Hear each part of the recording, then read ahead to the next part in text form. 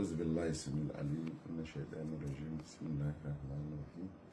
Yabo da godiya ya tabbata ga Allah subhanahu wa ta'ala, tsira da amincin sa ya kara tabbata ga safiyayyen halitta manzon tsira shugaban mu annabi Muhammad sallallahu ta'ala alaihi wasallam da ahlinsa da alayen shi da sabon sa masu albarka da wadanda suka biyo baya zuwa ranar hisabi.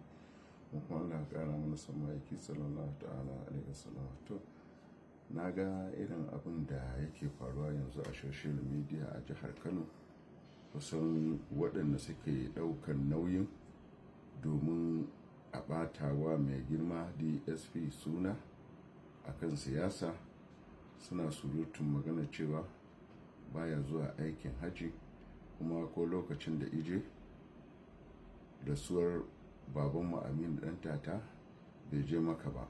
To abin da yasa maka ce ta zamani da ba lalle ne ni kaina na je maka yanzu kwanan nan, amma babu wannan iga hotuna.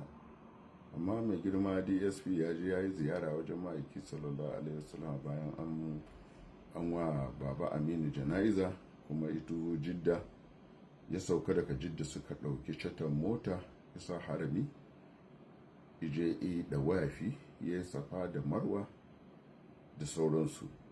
Amma ba lalle ne ya sani ba, kuma ina so in sanarwa da waɗannan mutane kullum hasada kuke yi wa DSP, kuma Allah ina ci shi gaba. Dama kuma irin wannan ba waya wannan zamani ba, kuma yake sallallahu alaihi wasallama ya gamu da irin wannan adawa da sauransu, adawa ma mummuna, tun da ya gamu da adawa ne a cikin jininsa, kuma Allah bai fasa ɗaukaka shi ba, Allah bai fasa sawa ma'aiki ya cimma burinsa ba kafin Allah ya ɗauki rayuwarsa.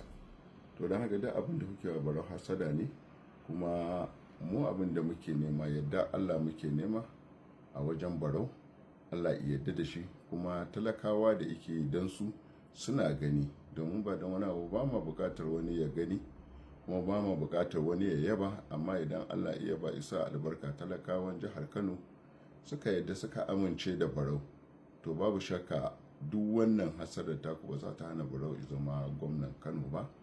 Don haka kuma a ƙa'idar aikin haji da can da iyayenmu shekara 40 da ta huce da wani abu, babu hoto, idan suka tafi sai dai in sun dawo, babu wannan yake ji labarinsu. Yanzu duniya ce ta koma watan a hannun al'umma, ta zama global village, shi yasa kuke ta wannan hasada. Kuma duk abin da za ku yi ba za ku hana Allah ya yi ikonsa a kan barau, domin hasada kuke musu, Allah yana ci da shi gaba.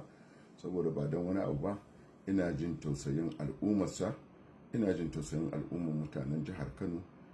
Ya taimaki 'ya'yansu don su daina jagaliyanci da jari da sauransu, ya sa su a makaranta, ita ce kashin bayan rayuwar ɗan adam, wanda yake a duk cikinku da iyayen gidan naku babu wanda ya taɓa yin irin wannan a arewa idan ba shi ba. To shi yasa duk waɗanda suke sawa waɗannan yaran suke irin wannan, mun san su kuma muna sane da su, kuma yau da gobe za mu juyo kansu, saboda ba ma shakka, ba ma jin tsoron abin da za a kalubalanci barau da shi, domin mun san ƙarya ne, sharri ne, kuma iya shege ne irin na mutane. To iyayen gidan kuma ba za su taɓa samun tasiri ba, kuma mun tabbata abin da ya sa muke yin barau saboda tausayinsa. Ina kuma taimaka al'umma, ina taimaka 'yan siyasa, ina taimaka talakawa da 'ya'yansu, yana fitar da su daga wajen yaƙi da jahilci, ya fito da abubuwa da yawa wannan al'umma sukan amfana. Mu kuma kullum abin da muke so, Allah ya sa albarka a rayuwar barau, sannan talaka da ake yi don shi ina gani, domin babu wani mahaluki da yake kawo wa mutane ci gaba a arewa gaba ɗaya irin sanata Barau Jibrin. Kuma wannan hasada ba za ta hana barau ya zama gwamnan Kano ba, domin muna neman yadda Allah subhanahu wa ta'ala, kuma al'umma sun san barau mutumin kirki ne, sun san barau musulmi ne. Duk irin batancin da za ka yi, bayan da za a yi ka ce barau ba musulmi ba ne, kowaye kai. To don haka kuma irin wannan babu irin abin da ba a yi wa watan sauran magabatanmu irin wannan hasada ba, kuma sun ci gaba. Don haka barau zai ci gaba. Waɗanda suke turo ku ba za su samu nasara ba, kuma waɗanda suke turo ku ba za su samu amincewa al'ummar jihar Kano ba, wa'inda suka amince da mai girma sanata Barau Jibrin.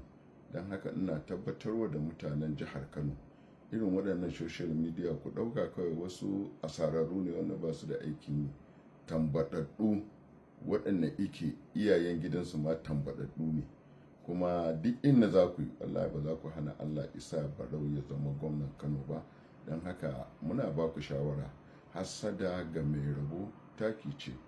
An yi hassada da yawa, irin hassadar da aka yi wa Buhari babu wannan izata Buhari zai zama shugaban ƙasa.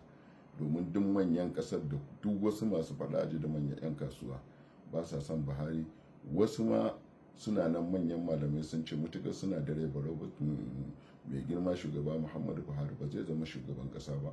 Kuma suna nan da rai Allah bai kashe su ba i zama shugaban ƙasar, saboda ya gamu da ƙalubale kala-kala a wajen mutanen da ba sa so a yi wa mutane adalci, kamar yadda yanzu ba kwa so ni'imar da Barau yake samu wa matasa da iyayensu da sauran al'umma a jihar Kano. Ba kwa ƙaunar wannan saboda ku ba za ku iya ba, kun zama manna'ilal kairi, watan hannu kuke da shi irin hannu irin na 'yan wuta.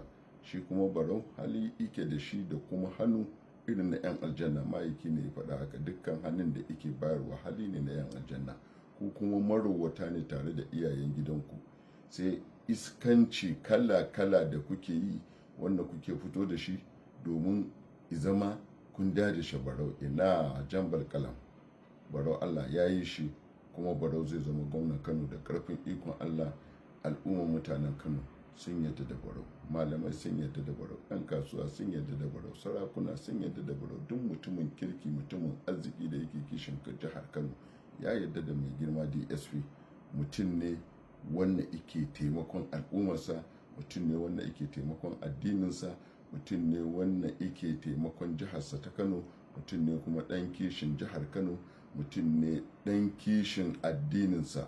Don haka maganar wani zuwa maka da kuke yi ba zai tasiri ba. Amma duk wannan isa ne a wannan lokaci Barau ya je ya yi umara. Wannan zancen banza kuke, kuma Allah shi ya san munufa ba ku ba, kuma ku ba ma so ku yaba. Allah muke so yaba, isa albarka a aikin Barau, isa albarka a rayuwarsa da siyasarsa, ya kare shi daga sharrinku, ya dibanci al'amuransa, ya riko da hannayensa. Kuma muna nan da Barau, talakawan Kano suna nan da Barau, duk mutanen arziki, 'yan siyasa, mutanen kirki suna nan tare da Barau, 'yan kasuwa suna nan tare da Barau, malamai da sauran mutanen arziki. Ba irin ku tantiran gafalallu da ƙiƙai wanda ba ku san abin da kuke ba. Kuma duk iyayen gidanku da suke sha kuke wannan magana a social media, dan abin da za su ba ku ba zai kashe muku yunwa ba bare kishirwa. Saboda iyayen gidan naku so suke su tabbatar da zalunci akan talakawa, shi kuma Barau ina so ya tabbatar da adalci akan talakawa. Daga ƙarshe, in Allah ya so ya yadda mu muke da nasara a kanku, da yadda Allah ba za ku samu nasara a kanmu ba. Tare da wannan muke bi mai girma DSP, mai alheri, mai hannun kyauta, mai tausayi, mai jin kai, da yadda Allah subhanahu wa ta'ala 2027 shine gwamnan jihar Kano insha Allah. Ina wa sauran al'umma fatan alheri na jihar Kano. Kuma duk idan kuka ji irin wannan magana ta banza daga bakin mutanen banza, ku ɗauka cewa shiri ne na waɗanda ba sa tsinanawa mutanen jihar Kano komai.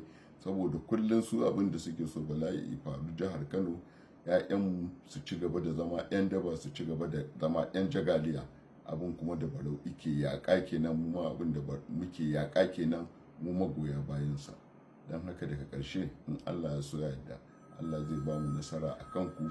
Kuma ƙarya kuke, ba za ku samu nasara a rayuwarku ba, da yadda Allah subhanahu wa ta'ala. Assalamu alaikum wa rahmatullahi ta'ala wa barakatuh.